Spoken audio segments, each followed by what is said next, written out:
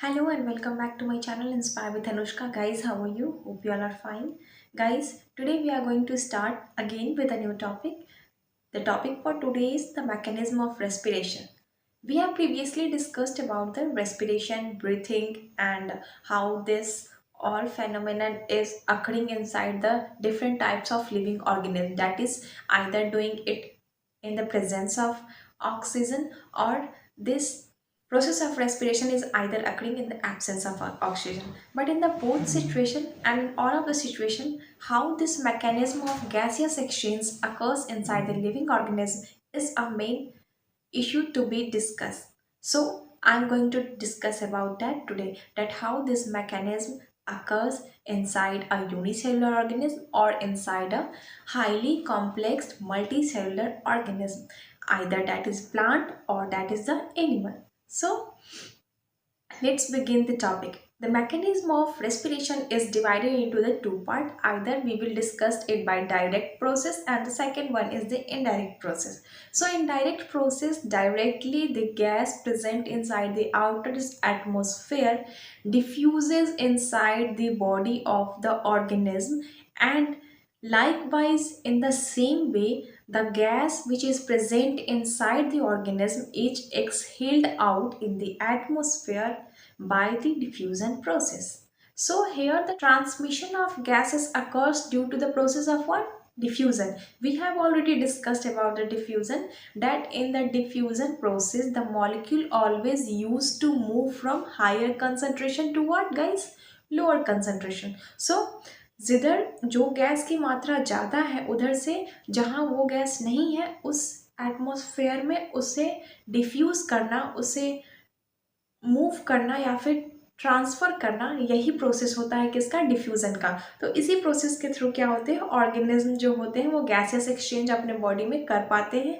और जैसे अगर किसी ऑक्सीजन को लेना है या फिर कार्बन डाइऑक्साइड को रिलीज़ करना है, तो ऐसे ही हमारे पास जो जो सेल्स जो बॉडी के अटैच्ड होंगे इस पर्टिकुलर ऑर्गन्स के सेल जो कि रेस्पिरेशन के लिए परफेक्टली बने हुए हैं, तो वो सेल्स ही डायरेक्टली डिफ्यूज़न के थ्रू रिलीज़ करेंगे या फिर इनहेल करेंगे उस गैस को।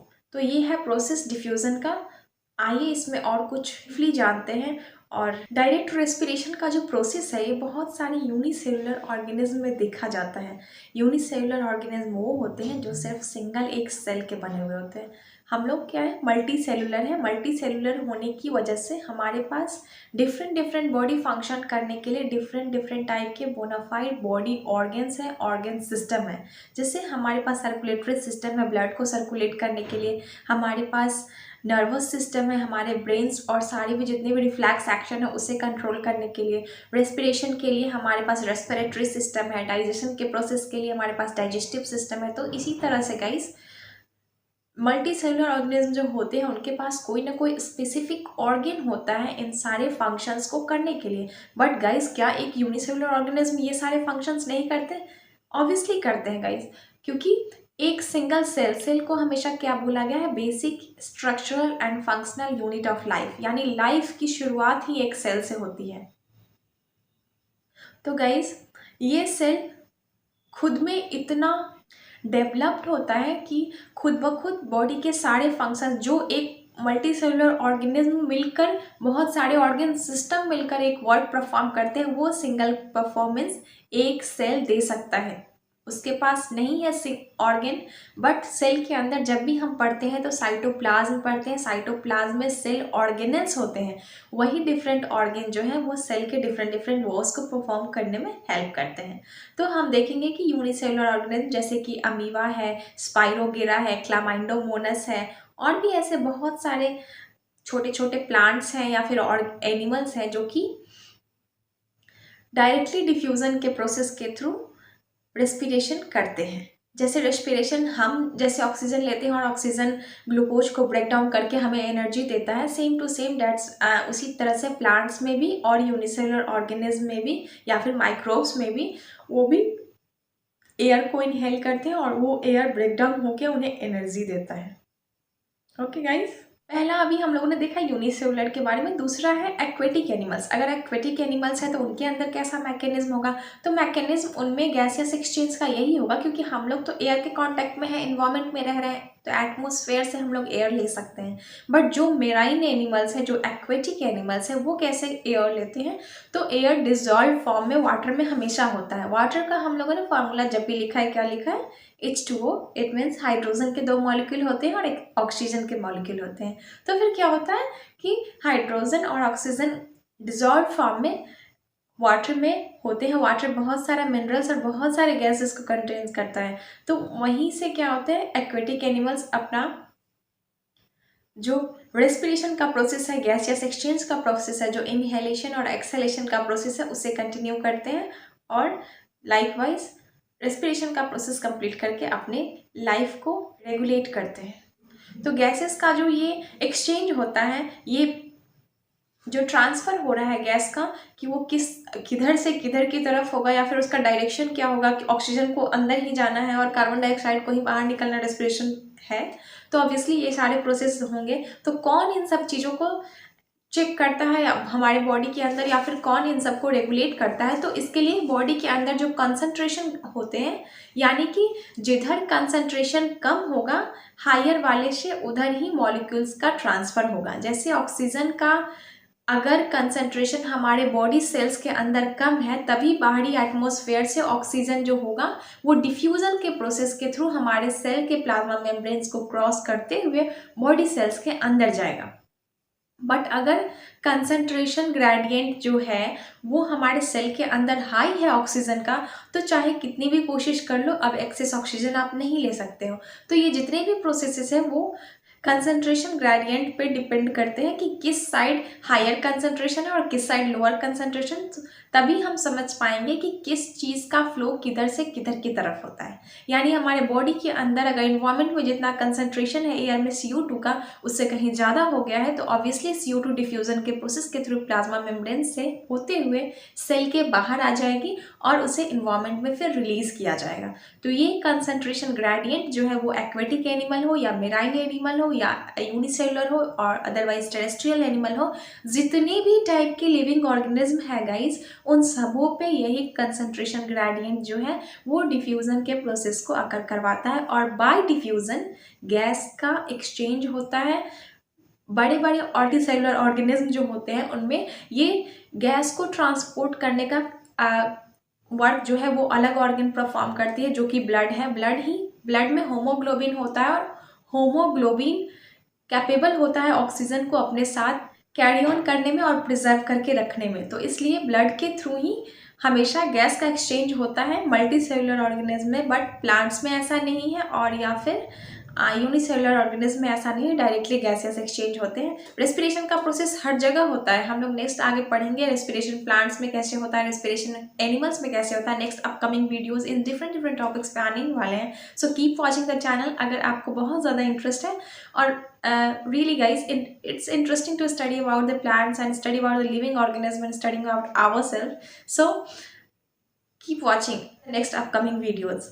And this all are the direct method, जैसे कि रेस्पिरेशन होते हैं। अब हम लोग इनडायरेक्ट मेथड भी कुछ डिस्कस कर लेते हैं, जैसे रेस्पिरेशन इनडायरेक्टली कैसे होता है। डायरेक्टली तो हमने देखा यूनिसेलुलर ऑर्गेनिज्म है, अदरवाइज एक्वेटिक एनिमल है, तो डायरेक्टली डिफ्यूजन के थ्रू बॉडी सरफेस से होते हुए या फिर सेल से प्लाज्मा मेम्ब्रेन से होते हुए डिफ्यूज़न के प्रोसेस के थ्रू गैस कैसे अंदर आते हैं और कैसे बाहर जाते हैं। अब अगर हम देखें कि इनडायरेक्टली ये कैसे होता है, तो जो लार्जर, जो हाईली अपग्रेडेड एनिमल्स हैं, जिनका कि बहुत ज़्यादा बॉडी बड़ा है और फिर उनको ज़्यादा अमाउंट में एनर्जी चाहिए, तो फिर ऐसे ऑर्गेनिज्म ने बहुत ही ज़्यादा मॉडिफाइड ऐसे ऑर्गन सिस्टम को इवॉल्व किया है, जो कि रिस्पिरेशन के प्रोसेस में हेल्पफुल है।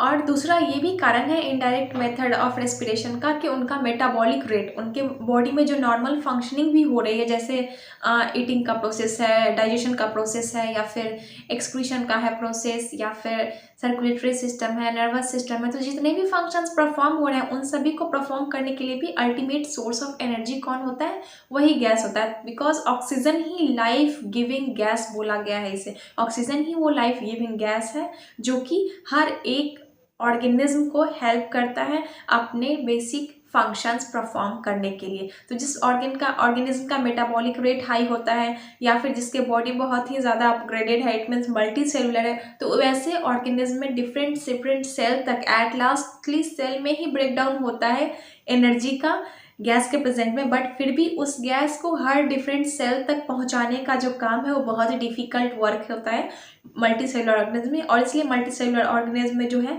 इनडायरेक्ट मेथड एडॉप्ट किया है ताकि डायरेक्टली हर सेल को एयर के कांटेक्ट में नहीं ला सकते हम, बिकॉज बॉडी बहुत बड़ा होता है और हर सेल जो होता है वो पेरिफेरल रीजन पे नहीं होते हैं ताकि वो गैसियस एक्सचेंज कर सकें।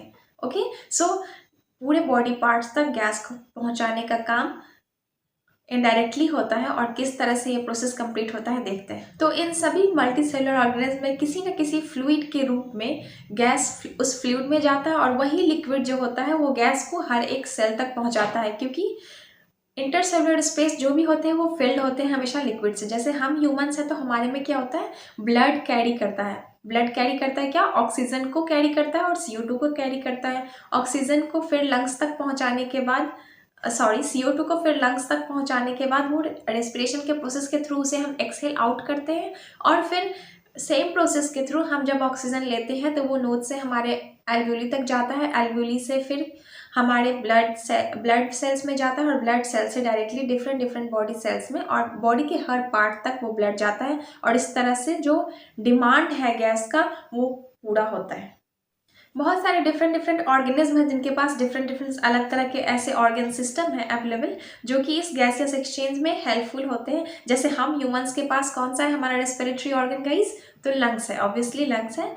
जैसे स्कॉर्पियन है उनके पास बुक लंग्स होता है, स्नेक्स है उनके पास बुक गिल्स होते हैं, और ये जितने भी फ्रॉग्स हैं या फिर जितने भी फिशेस हैं उनके पास गिल्स होती हैं रेस्पिरेशन के लिए। और फ्रॉग क्योंकि एम्फीबियन है इसलिए उनके पास लंग्स और गिल्स दोनों ही प्रेजेंट होते हैं। बहुत सारे ऐसे एम्फीबियंस हैं जिनका कि बॉडी स्किन यानी इट मीन्स स्किन सेल्स जो होते हैं, जैसे स्किन का जो अपर लेयर है वो भी गैसियस एक्सचेंज में हेल्पफुल होता है, क्योंकि ये सेल्स जो है अपर बॉडी सेल्स जो है वो डायरेक्टली कॉन्टैक्ट में होते हैं, या तो अगर वो टेरेस्ट्रियल है तो एटमॉस्फेरिक एयर के, अदरवाइज अगर एक्वेटिक है तो फिर वाटर के कांटेक्ट में होता है। डेट्स वाई बॉडी सरफेस जो होते हैं, जैसे कि हम बोल सकते हैं अर्थवॉर्म है, अर्थवॉर्म हमेशा बॉडी सरफेस से ही करता है अपना respiration process, they don't have any specific organ system for that. और इसी तरह से कॉकरोच जो है वो ट्रैकिया से करता है। तो डिफरेंट ऑर्गन में डिफरेंट टाइप्स के ऑर्गन सिस्टम है इस रेस्पिरेशन के फंक्शन को परफॉर्म करने के लिए, और इन सबों में एक ही कॉमन फैक्टर होगा कि गैस को ऑर्गन सिस्टम से लेकर हर सेल तक पहुंचाने का काम कोई ना कोई लिक्विड कर रही होगी। So guys, with this we came to a end. Hope you like this video. If you like this, then please press the like button, share it with your friends and subscribe my channel. And thank you so much for watching my channel. Keep watching in the next video about the plant respiration and how the respiration of gases occurs in the human body. Thank you.